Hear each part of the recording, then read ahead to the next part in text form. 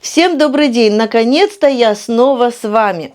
Сегодня я хочу немного с вами поболтать, рассказать, что у меня вообще происходит, почему я потерялась так надолго. Я уже говорила в предыдущем посте в телеграм-канале, написала, что у меня был просто швейный запой. Я практически не выходила из этой комнаты, то есть из мастерской. Выходила, конечно, когда муж приезжал домой. То есть, просто уже уставшая. Поэтому ничего не снимала, ничего не записывала.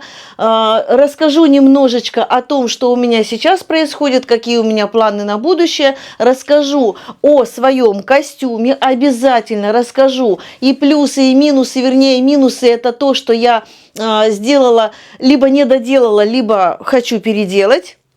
Обязательно, то есть расскажу подробно, да.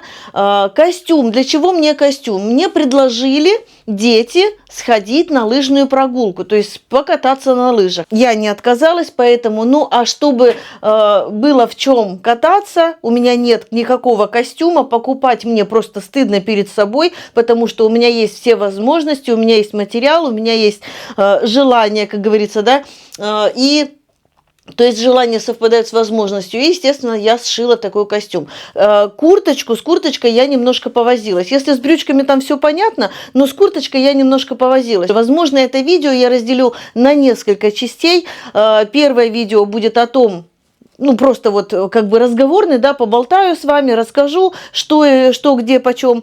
В следующем видео я расскажу о брючках, потом я расскажу о курточке. Я знаю, что некоторые ждут мои видео каждый день, но уж простите, я потерялась, я еще раз говорю, я была в швейном запое. Итак, начну, наверное, все-таки с себя. Я уже сказала, почему меня не было, потому что в сам Новый год и после несколько дней, пока муж не приехал, у меня просто не было настроения. Потом у нас была снегоходная прогулка, то есть мы на снегоходах катались. Естественно, потом у меня просто болело все тело, как естественно, потому что у меня нет вот такой вот нагрузки каждый день, а это действительно огромная, колоссальная нагрузка и на ноги, и на руки. Хотя я не возила, я сидела сзади, но я держалась, я просто впивалась в этот снегоход. Было очень интересно, я уже рассказывала и кайф, и драйв, и все, что хотите. У меня есть, кстати, видео, я делала записи, делала фото, видео, в общем, когда могла, потому что не всегда я могла держать камеру. Слава богу, у меня вот эта камера была, которая надевается на руку. Я взяла именно такую камеру, потому что она, как сказать, более безопасна в плане того, что ее не сломать. Она надевается на руку, и ее можно, то есть вот не потеряешь и не сломаешь. Поэтому я брала именно ее. Это видео можно посмотреть на другом моем канале, где мы с Лориком, в общем, наша жизнь с Лориком, с доберманом моим. Называется «Доберман Лорик и его Олик». И ссылочку на этот канал я оставлю в телеграм-канале «Швейная продленка». Если кому-то интересно, переходите и смотрите, действительно захватывающее зрелище. В общем, что еще? После этого, я уже сказала, после этой прогулки у меня просто болело все, я работать просто не могла. Я кое-как ходила с собакой гулять на прогулке, как раз выпал снег. В общем, вот так вот все одно за другим. Штаны я сшила за один день, за один, можно сказать, вечер. А вот с курточкой действительно я повозилась. Пока ты сообразишь, что, куда, зачем, пока найдешь ткань. То есть у меня, видите, основной ткани не хватило. Мне пришлось добавить серенький. Почему серенький? Я могла бы черный добавить, но у меня, к сожалению, не было черной плащевки. Я добавила серенький. Этот серенький у меня оставался, достаточно большой кусок оставался после пошива жилетки. Жилетка весна-осень. И вот пришлось вот так вот как-то играть. Почему серенький? Потому что здесь вроде тоже что-то белое, серо-коричневое, но он, может быть, по оттенку не подходит. И если бы, допустим, это были только рукава, то, конечно, было бы как заплатка. У меня получается, вот сюда я добавила, наставила. По переду вот это вот, здесь у меня все вот так вот серенькое, видите? И молния сама серенькая. По низу. И, кстати, еще и рукава вот здесь тоже серенькая. И по поясу, то есть по спинке вот эта вот штучка, куда можно вдеть пояс в будущем. Я еще придумаю, что будет за пояс. Я пока не знаю, что будет тут здесь, пояс или ремень. Может, вообще не будет. Может, просто для красоты повешу и сзади завяжу. В общем, пока не знаю. В общем, пока все это продумывала, пока все это сметывала, примеряла, прикидывала, естественно, все это заняло очень много времени. Сметала, распорола, примерила, то что-то не так, что-то не то. И то у меня остались еще нюансы, которые я буду переделывать. Я чуть попозже, когда будем разговаривать, буду я делать обзор этой курточки, обязательно расскажу более подробно. Кстати, еще я хотела сказать, что планирую в ближайшее время заказать себе раскроечный стол. Я вообще уже как бы начала переписку с мастером, который мне будет, наверное, надеюсь, будет строить мой, или как это называется, создавать мой стол. Что я хочу? Я ему, конечно, все подробно описала, даже какую-то картинку нарисовала, что я хочу. Я хочу, во-первых, чтобы он был у меня такой же раскладной, чтобы он у меня был широкий, ширина должна быть 90 сантиметров, потому что по размеру коврика, смотрите, если я коврик вот сюда выкладываю, то здесь у меня еще торчит 10 сантиметров. То есть как бы вот неудобно, да? И если что, он двигается, в общем, тоже мне неудобно. Поэтому пока у меня коврики лежат вот так. Еще ножки должны быть две, у меня пока она одна. Вот она одна ножка. И она такая неустойчивая. Еще я хочу, чтобы посерединке у меня здесь идет вот такая задвигушка, и там, то есть дверца, и там две полочки. И это очень неудобно, потому что дверцы с двух сторон, и, допустим, где-то ты можешь положить что-то с одной стороны, а с другой стороны дверца открылась, и что-то упало. То есть, ну, как бы неудобно. Смотря, конечно, что здесь лежит, но здесь я в основном храню такие вещи, как рулоны, допустим, калька, когда она большая, или рулон бумаги, чтобы было удобно хранить, да, ну, чтобы нигде не болталось. Но я хочу, чтобы у меня на столе в нижней части были, то есть вот в этой части, где у меня вот эта дверца и две полки, я хочу здесь несколько задвигушек. Допустим, парочка вверху, одна внизу и посередине одна или две полки, вот такие вот сплошные, но они могут не закрываться, в принципе, мне не нужно, да, чтобы вот кальку туда положил, чтобы не делать лишних движений, как говорится, чтобы вот у меня там именно были калька и бумага, ну, может быть, еще линеечку я туда положу, вот эту длинную. Еще я хочу, чтобы были полочки вот здесь вот по бокам, то есть чтобы было место для того, чтобы поставить туда полочки. То есть вот эта вот часть над вот этой серединкой, она должна быть пошире, чем она сейчас, и по бокам должны быть полочки. Просто, знаете, такие не то что полочки, а как ячеечки такие. Ну, я не знаю, как это объяснить. В общем, я показала мастеру, как это все будет выглядеть.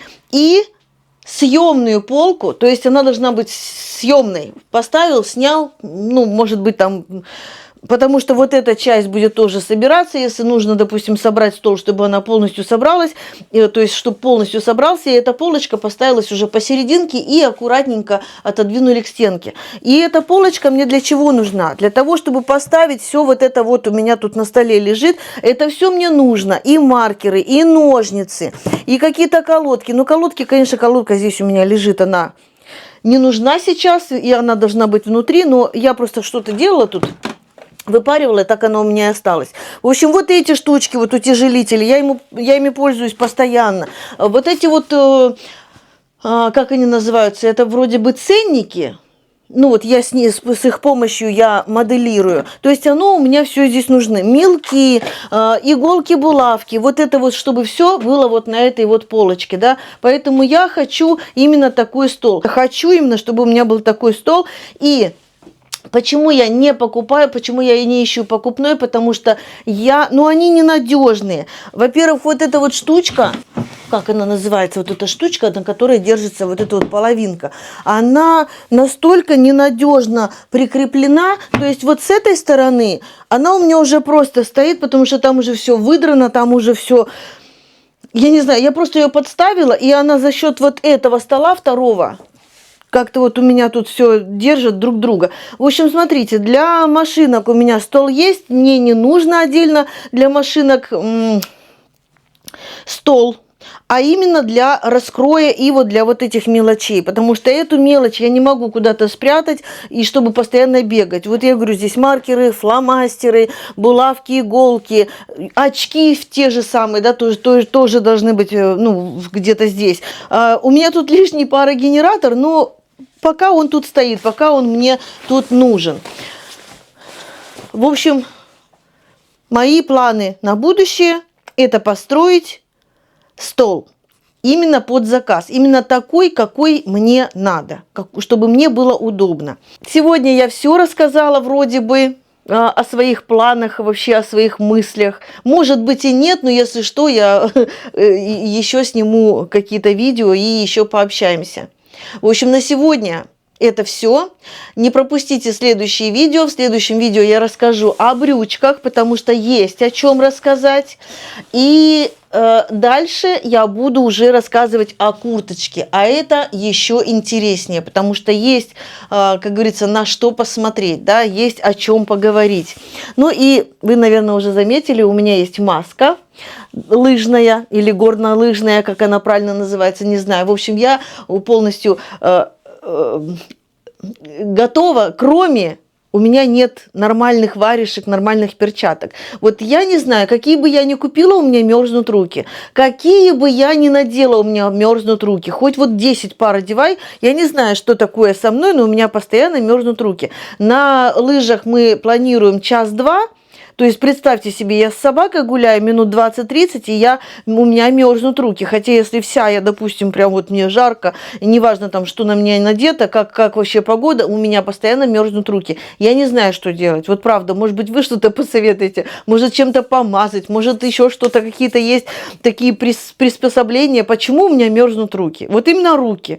Я могу на босу ногу надеть сапоги и часа 2 гулять, и я не замерзну. Ну, 2 это, наверное, слишком, ну, до часу. И я точно не замерзну, у меня ноги не мерзнут. А вот руки мерзнут. Неважно, там перчатки, варежки, руки мерзнут. Кстати, в варежках меньше мерзнут. Не знаю, что делать. Какие только я уже не покупала, какие не пробовала.